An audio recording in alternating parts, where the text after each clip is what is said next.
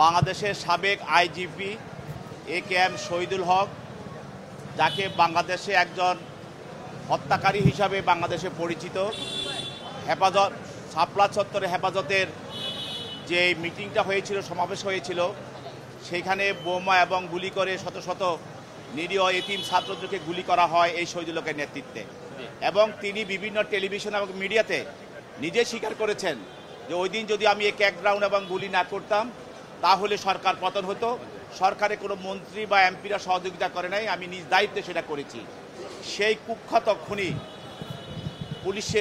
পুলিশের নামে যে কলঙ্ক AKM শহীদুল হক, তাকে আজকে নিউ মার্কেট থানায় একটি হত্যা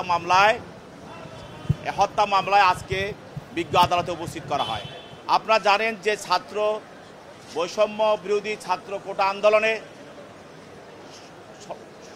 আন্দোলনের সময় নিউ মার্কেট এলাকায় ব্যবসায়ী ওয়াদুদ নামে একজন ব্যবসায়ী পুলিশের গুলিতে নিহত হয়।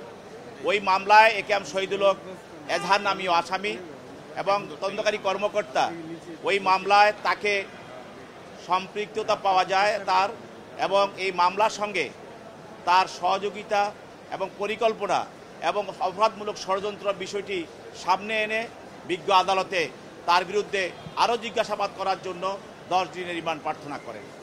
বিজ্ঞ আদালত তার বক্তব্য শোনার পরে, দরখাস্ত শোনার পরে এবং আসামি পক্ষের বক্তব্য শোনার পরে তার বিরুদ্ধে এই মামলায় 7 দিনের রিমান্ড মঞ্জুর করেন।